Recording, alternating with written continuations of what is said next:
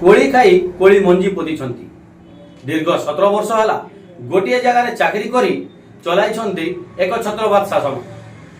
निज मन मुताबक चलाउछंती स्कूल केतेबेले बंद करुछंती केतेबेले खोलुछंती। जातिआण मनोभाव को नहीं काढ़ी पाचिका सहायक अन्य पक्षरे शौचालय को निज व्यक्तिगत संपत्ति भाव व्यवहार करने छात्र छात्री मान बाहर को जावा बाध्य कर एक अभियोग को नहीं जितेबाला सांबादिक मैंने प्रश्न पचारि सांबादिक को आक्रमण करने पछाई न शिक्षयित्री। यही परिप्रेक्षी में आज आम देखा स्वतंत्र रिपोर्ट शिक्षयित्री हिटलर शासन।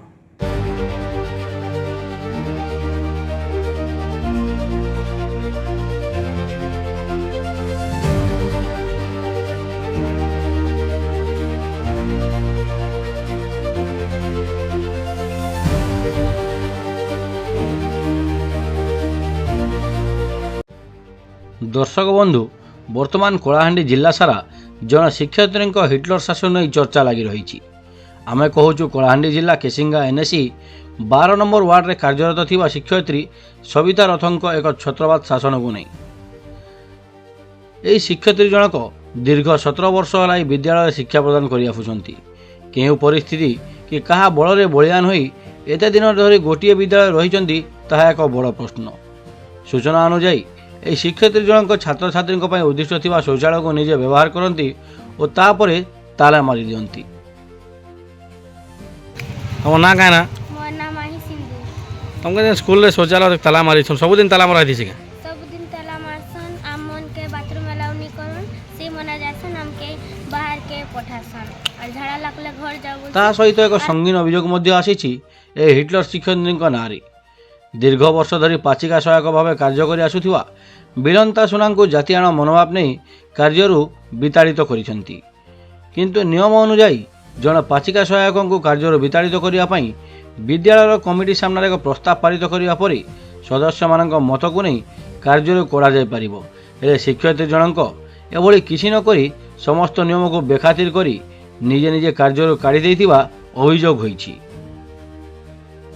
आपन ना गाना मना बिलंता सुनो आपन केते बरस हला काम करथला काहे थिला आज बाहर कर देले 18 वर्ष हला आगे हम काम करे 100 टका बेडरूम में काम करे।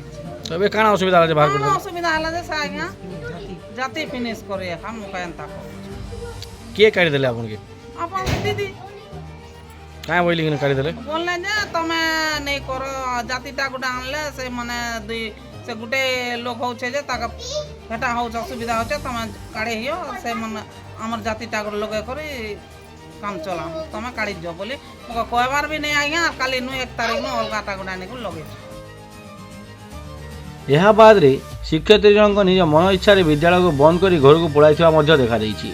गत बुधवार दिन अपराह्न 2:30 पर समस्त छात्र छात्री को घर को पठाई विद्यालय ताला मारी घर को पळाइथिले। यह मध्ये एक संगीन अभियोग आफिछि शिक्षयित्री नारी। सांबादिकों को देखाइछंती नाली आखि। सांबादिकों को नाली आखि देखाइबा सहित वीडियो रेकर्डिंग करथिबा मोबाइल को मध्ये छड़ाउथिबा अभियोग देखा देइछि। एते सब अभियोग परे भी ब्लॉक शिक्षा अधिकारी किंबा जिला शिक्षा अधिकारी किंबा जिला प्रशासन ए हिटलर शासन बा एक छत्रवाद चलाई आसुथिबा शिक्षयित्री उपरे कौन कार्यानुष्ठान ग्रहण करुछि ताहा देखिया को बाकी रहिला। देखुन आमर 12 नंबर वार्ड प्राथमिक विद्यालय रे अभियोग थिला जे छात्र छात्री मान के से शौचालय बंद करा जाउछे। छात्र छात्री माने बाहर आसिकरी परिश्रा करूछन जेनटा कि पूरा निंदनीय। तो 18 वर्ष है जड़े हेल्पर हिसाब से काम करूला से काम करूला समय से आज को माने 100 टंकार काम करता आज को से 3000 टंका पाउची से अकाउंट रे पाउची आ से रेजुलेशन करके रखा जाइथिला किंतु ताकू पातर अंतर करी छोट जाति बोली घृणा भाव रखी करी एचएम निजे ताकू बिना इनफॉरमेशन रे बिना रेजुलेशन रे बिना नोटिस रे से निजे बाहर कर दैछे।